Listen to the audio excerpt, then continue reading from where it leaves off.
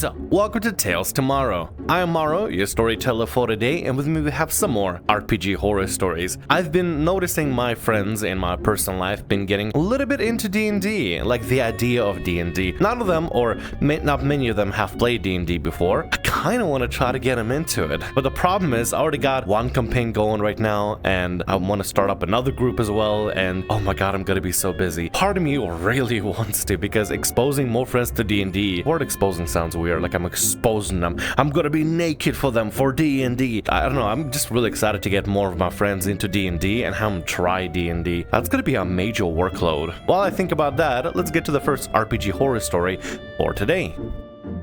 Player tries to force a rivalry with my goblin, going as far as to lie about his backstory. Hello, this story is a couple of years old, but I figured I'd tell it because I do find it amusing that player tried so hard to create dramatic RP moments. I was part of a D&D group with several of my friends. We had the mindset of, it's what our characters would do, but with limitations. If your character's actions infringe upon the fun of another player, that was frowned upon.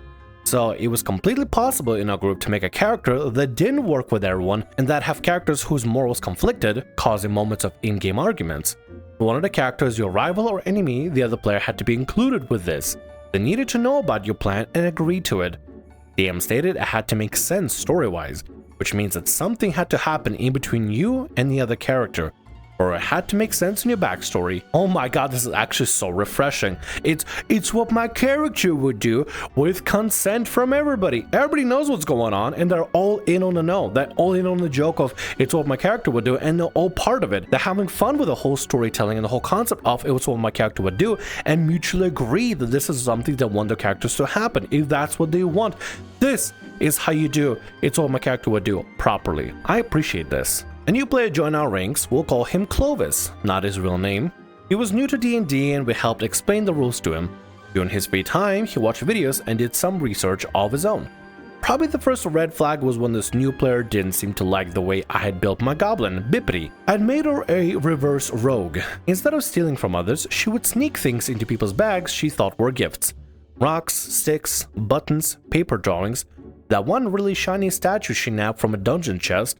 It wasn't uncommon for people to receive a random item that later have to clear out to keep from being over-encumbered, and to keep someone from randomly having 50 rocks suddenly appear in their bag. I let the player know out of character what I had done, so things didn't pile up. Most of the characters didn't mind, usually emptying out the items that weren't worth anything during long rest.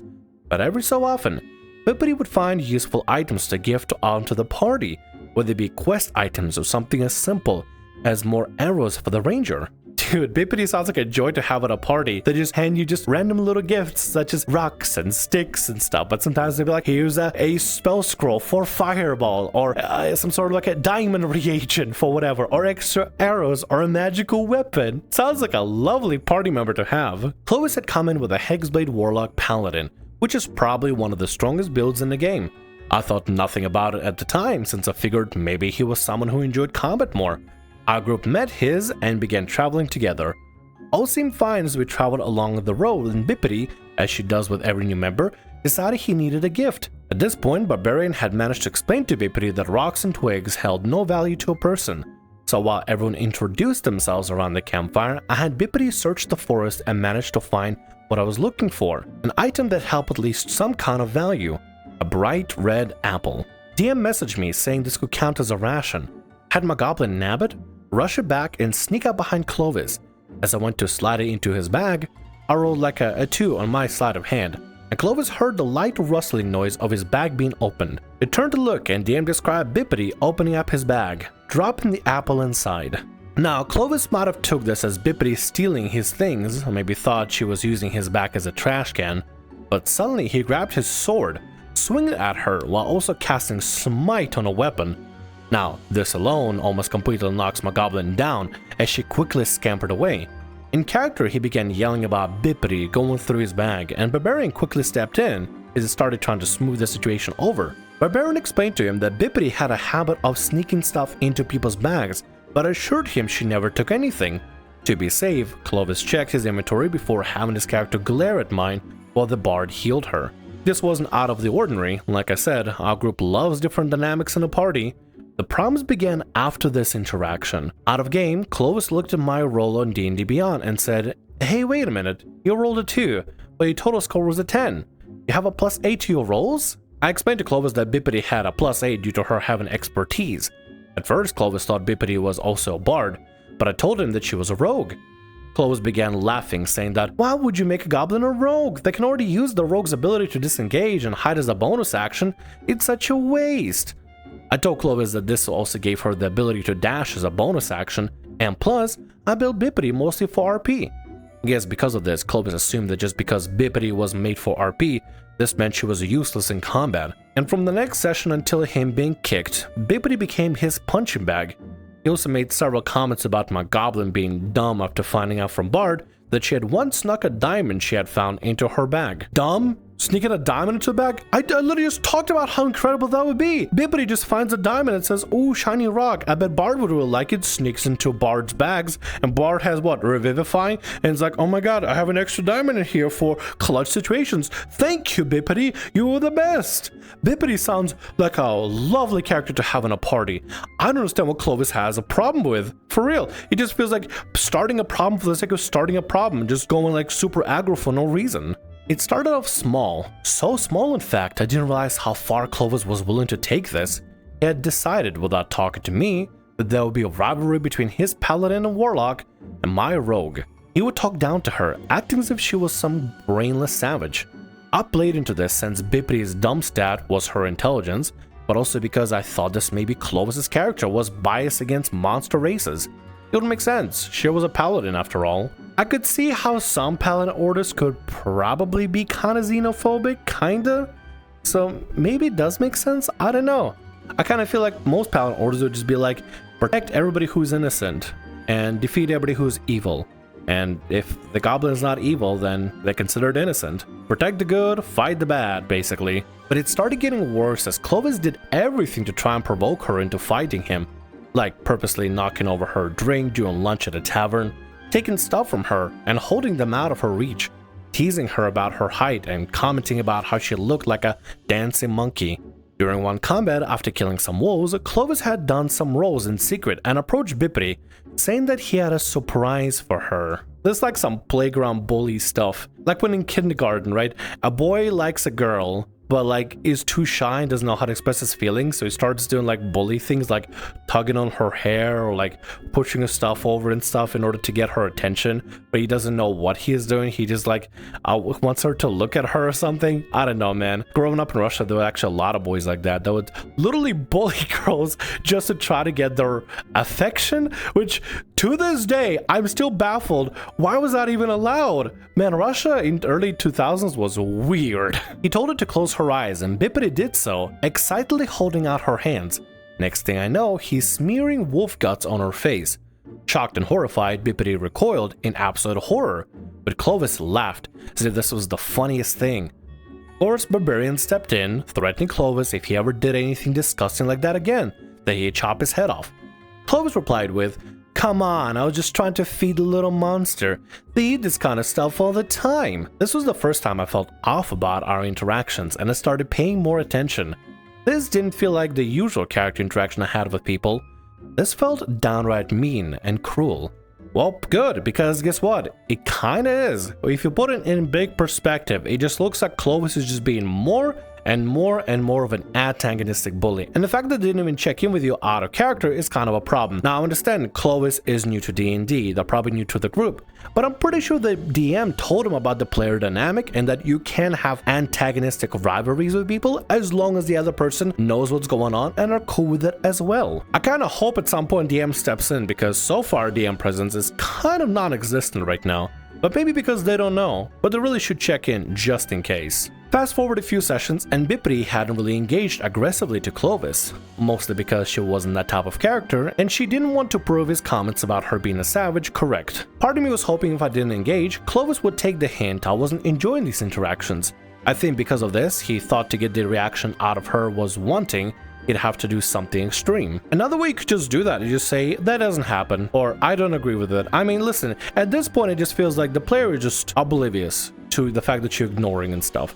Maybe they're trying to get like your actual attention, or maybe they're trying to they think there's some sort of dynamic going on and you're really into this sort of thing. I don't know. You probably should have said like, nah, I ain't cool with that. Don't do that. Don't do this to my goblin character. Obviously, hindsight is 20/20, but I feel like maybe something should have been said. Hoping for somebody to get the hint in somebody who's brand new and is clearly not getting the hint. I mean, I just feel like it's a failing task, right? Sometimes you can expect people to get the hint and hope they get the hint. Or, alternatively, you could just tell with them, knock it off. I'm not into this thing. Whatever you're doing, I'm not having fun with it. Stop. And just put it clearly out there. For your sake, just so it doesn't ruin your fun. Eventually, our characters are having to cross a bridge. It's mostly broken away, and the group decided since my character had the best dex and was lighter than the others, they would send her across. There was a tree on the other side the DM described as being large and looking as if it was about to fall over due to the wood in the base rotten. The plan was for my goblin to go across the bridge and use a small hand axe provided by the barbarian to chop down the tree, using it as a makeshift bridge to get across safely. During this time, Clovis didn't say much, but as my character started making her way across the bridge, DM suddenly halted the game saying that, no, if you want to do that, you're not rolling that in secret, you're going to say out loud what you're doing. Clovis argued he was afraid the character would metagame, but DM didn't relent. Clovis then started explaining what he was doing behind their back in a half-laughing tone, almost as if he was trying to downplay the situation. Okay, so I'm using my sword to stealthily slice at the rope of the bridge. Clovis laughed. What? Bart exclaimed. Why would you do that? Bippity is still on a bridge. Yeah, I know. That's why I'm doing it, Clovis explained. I don't know if you guys have noticed, but my character hates goblins. This was said with such condescension, as if we were idiots for not understanding why he would do something like this. I could almost hear the DM quirk an eyebrow as he asked why. It's part of his backstory. His village was raided by goblins, Clovis said. Orcs, DM corrected. In your backstory, you wrote orcs. Oh my god. Just stick with orcs. Why are you rewriting it for goblins just to bully the player at the table for being a goblin? If they're going with the whole mentality of it's what my character would do with consent, why didn't this guy, Clovis, do that then? How difficult would that be to be like, hi, so you probably noticed my character being kind of antagonistic to your character. Is that cool to have a bit of a rivalry? It's part of the backstory or something like that. I don't know. Give up at whatever vague reason. Is that cool? Is that okay? Are you cool with that? Are you right with it? It's not that difficult to just ask a person, hey, is it cool if you have a rivalry? As long as the other person is on board with it and knows what's up, then they could be in on the fun, in on the roleplay, in on what's going on between characters. And it could alternatively also turn rivals into allies as well. What a beautiful start to the story. Somebody that starts as rivals at first becomes eventual allies and trusted companions. God, that sounds so cool. Anyway, let's continue with this disaster. Cue a nearly 30-minute argument between the DM and Clovis as debated his backstory, causing the DM to look at the file Clovis had shared with him and highlighted the area that said orcs, but Clovis still tried to justify with last-minute change, saying that he had meant goblins and had just gotten the two races confused. DM told him that if he did this, if he really wanted to go through the possibility of killing another character, that it would have consequences. He suggested Clovis retcon what he is doing, or, if you really want to insist on doing this, play it in a way that's not going to kill my character, because this behavior will be frowned upon. Clovis still maintained he wanted to do it. So DM said, so be it. DM had me roll a dex save as the bridge started collapsing from one side. I rolled an 11 total and was sure I had failed. The DM described my character's hands slipping from the rope. It described my character's flailing around so much that one of the ropes actually managed to tangle around her leg. As I climbed to the top, I'd noticed DM didn't ask me to make any more dex saves, despite the fact that I'd been doing this across the bridge. DM then asked the rest of the party members to roll perception check with advantage. Clovis asked in an annoyed tone why they were gaining advantage, and DM said he was standing right next to them doing this. And surprise, everyone in the party saw this, and Barbarian wasted no time punching Clovis in the face. I know the mantra of problems in games should be dealt with problems out of game, but this, ladies and gentlemen, in my opinion, in my humble opinion, is one of the most genius ways to deal with the situation. Not only is Bippity okay because the DM just says just because they are and they're just fine, but also giving an easy out for other players in-game mechanically to notice that one of their allies allies is trying to get their other ally killed. I know you shouldn't do PvP, but I feel like this DM is going to go super hard into actions have consequences, and now having the whole party turn against Clovis and not trust Clovis in the slightest, that's part of the consequences. If PvP happens at this point, I think the DM is going to be like, yeah, fine, kill Clovis. Clovis does nothing for the party because Clovis is just doing whatever they want and changing up the story and just being antagonistic for the sake of being antagonistic, not because it's story relevant, but just because they wanted to be a dick just cuz. They started bickering back and forth, Clovis putting the blame on my character, saying that he knew she was stealing from him that night and how all goblins are savages. Out of character Bard assured him I wasn't. What Clovis responded was, yeah, but my character doesn't know that. While this is going on, my goblin's chopping down the tree from the other side, and what does she see? She sees Clovis point his sword at Barbarian in a threatening manner. Probably a little late to mention this, but Barbarian and my rogue had a very close bond. Kind of like Pike and Grok from Vox Machina. Over the occasional moments, Barbarian would throw my goblin at enemies, let her make a hit using sneak attack, and then have her use a bonus action to disengage. Run all the way back to Barbarian, use her next turn to hide, and then have Barbarian repeat the process all over again. Nothing more beautiful than having a relationship with a Barbarian in such a beautiful manner. You are the projectile the Barbarian gets to throw, and you get to do sneak attack and then run back around. You know what it's like? It's like playing fetch with a puppy, except puppy is the fetch target. It's so wholesome in a way. Like, yeah, the player could be putting themselves in danger, but having such camaraderie like this is just adorable. Him constantly insulting her, making comments about her being a monster, it hurt, but she wouldn't dare act in fear of proving him right. But threatening Barbarian? This wouldn't stand. I had Bippity drop the axe and take out her crossbow, getting as close to the edge of a cliff as possible before firing an arrow right into him. Because he wasn't paying attention to her, I got my sneak attack damage off. Clovis called my goblin a coward, turning all his insults to her and trying to get her to come across to fight him one-on-one. Out of character, Clovis kept talking about how he had wanted them to have a rivalry for so long, how excited he was for this development, that all his characters saw mine as good for was probably enough experience points for level up, how this meek little rogue wouldn't stand a chance against his Hexblade Paladin due to how strong he's made them be. But I don't think he understood my intentions at all. What a prick! Seeing as another player character as just enough XP to level up. What a pretentious, condescending, self-important prick. You're allowed to make a character that is self-important and pretentious and has a bunch of negative qualities without making him a completely unlikable, unwanted asshole to be in a party. The one thing you gotta do is just make it somebody that can get along with the rest of the party members. It's fine to have rivalry. In the word they described in this campaign, they're cool with rivalries and it's what my character would do as long as the other person is cool with it as well. It's what my character would do with consent, which is beautiful. With just a chef's kiss, beautiful combination of everything. But this guy is just so damn unlikable. There's completely nothing beneficial from the character or the player. The fact the player just sees another player character as just enough XP. This isn't a rivalry to my character, I finally told him. You insult her, you smear stuff on her face, you treat her like a dog. To her, you're just a bad person. The barbarians taught her what happens to bad people. I think at this point it finally clicked in Clovis's mind what my goblin was planning on doing. He disengaged and tried running away, managed to get 10 feet before he was where I have to roll with disadvantage. Barbarian chased after him, managed to land another swing on him and bring him down. I could hear how disinterested Clovis was at the way the events had turned out, as I had my goblin finish chopping down the tree and use it to get back to her teammates.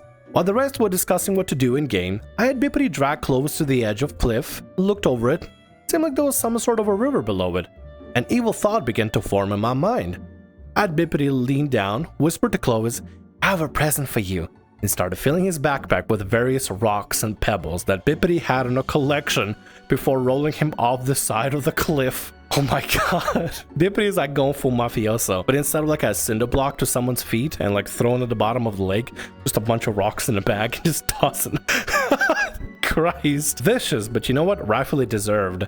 And usually I would say PvP should not be allowed. The DM did say there were consequences to this, and I gotta feel like Clovis sorta had this deserved at this point. Now, before I continue, PvP is definitely not something you should be encouraging or having on the table. PvP only makes things worse, feelings get hurt, is just completely unnecessary. But for the sake of the story, we gotta keep on reading.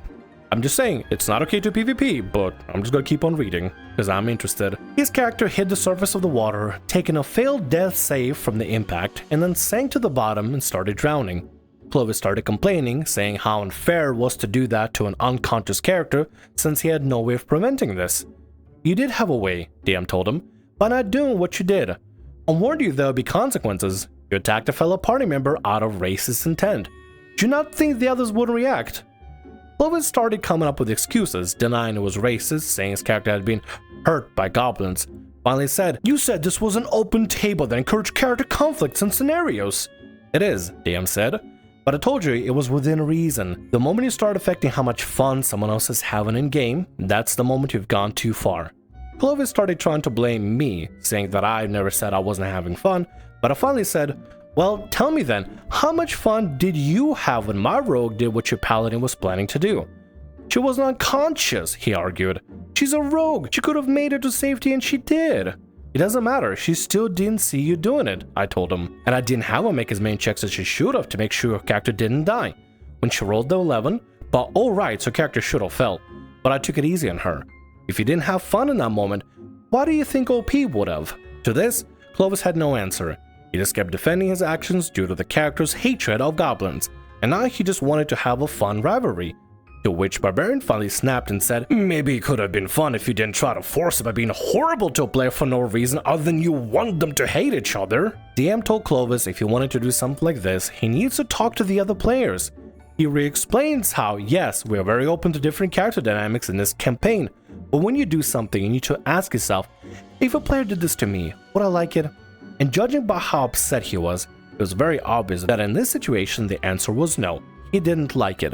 He told him that while our characters might not always get along, they still are able to work together, because the only way we can run a good game is if the group can work together as a unit, despite our differences.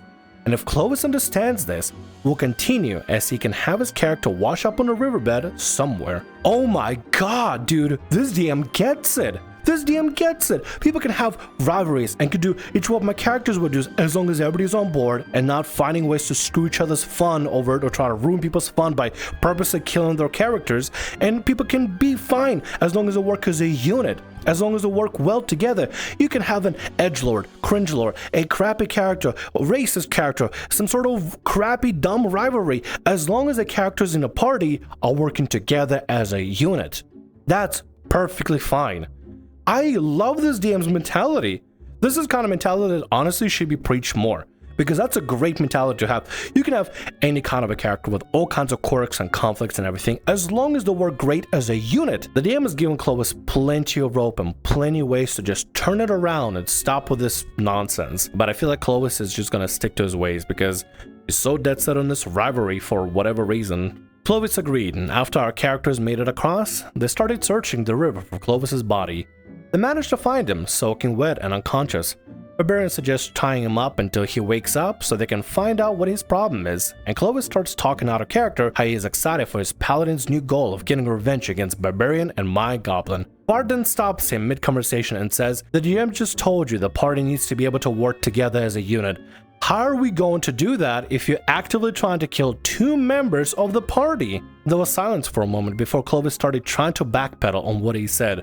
When that didn't work, he finally just said, "Well, you don't know what my character's trying to do. He'll be working in secret." DM let out a heavy sigh before Clovis was finally booted from the call and removed from the server. DM said he had tried to message Clovis again to explain that he can't do things like that without the player's permission or talking it over, but Clovis just started ranting about he lied about this being an open game, that everyone else got to have heated arguments and interactions. But when he tried to do it, everyone turned against him. Absolute idiot, just complete and utter idiot. Doesn't listen to anything anybody says, including the DM saying it's fine to have a rivalry and to be anti against like a specific player character or whatever, as long as you ask ahead if that's cool. The only problem is that Clovis keeps forgetting about is checking with the other player. I guess consent wouldn't really be the word here, but just check it to see if the player is in on it. Something I learned a few years ago. Okay, so I was part of a VR chat roleplay. It's like a big thing where you play a character. It's kind of like D&D, except with that D&D mechanic. They did implement some of the D20 rolls to see success and failure of a specific action. And in there, I played a character, and there was gonna build up a romance with another character. But me as a player and the other person as a player, we discussed out of RP over Discord if that's something we wanted for our characters to do, if we're cool with that sort of thing. If this was like a mutually established thing and if we're perfectly cool with that sort of thing, or was just like a fluke of the thing. Clovis, it's fine to have a rivalry. Just ask the player if they're cool with it. That's all you gotta do, you stupid idiot. The only thing you have to do is just ask if that's cool to do. That's it. That's all you had to do, Clovis. That's all you had to do. I don't think he realized that our characters' fights never went past words. Yeah, a character might have punched a character for 1 point of damage, but that was the most extreme it ever got. Clovis wanted to take the idea of party conflict and basically murder another character. As DM, if I could see a copy of Clovis's backstory, and sure enough, it mentioned orcs about 6 times in the backstory. No mentions of goblins anywhere. Also, when I think about it now, with how insanely strong his build was, that a rivalry probably would have been more like him using my goblin as his personal punching bag. I was surprised Clovis had this type of reaction. We had players come into our games before and never misunderstood the rules that much or go into that many lanes to force a specific reaction they were wanting. Ironically, my goblin would end up having a rival, a little kobold named Craig. The two would argue about who was the best at finding shinies, and often show what they managed to hoard after a long day of traveling, or argue over items they both swear they saw first, and the two would end up getting into fights, by each of them throwing a collection of those shinies at each other until Barbarian broke it up, grabbing the two munchkins and saying, "Are you two really fighting over who has the most freaking rocks?" Now that is a rivalry I can get behind. In a way, I'm kind of sad that this happened and Clovis was such a prick and turned us into such a mess. But you know what? Clovis is gone. I guess the biggest lesson is don't be Clovis. Simple thing you gotta do is just ask ahead of time if the other player is cool with it. If you want to do some sort of rivalry, lesson learned is check with the other player. See if they're cool with it. See if they're fine with it. If you want to do romance with other characters, check with the player. See if they're cool with it. See if they're fine with it.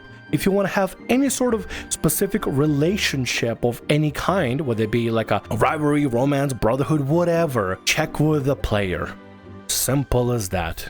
And with that, that's going to be all our stories for today. I want to thank you very much for watching, and thanks so much for being here. If you like what I do, consider subscribing to the channel and leaving a like. Also, if the RPG Horror Stories ever goes down, or if you want to submit your own personalized horror story, email is down in the description below. I'll see you again in more Tales Tomorrow.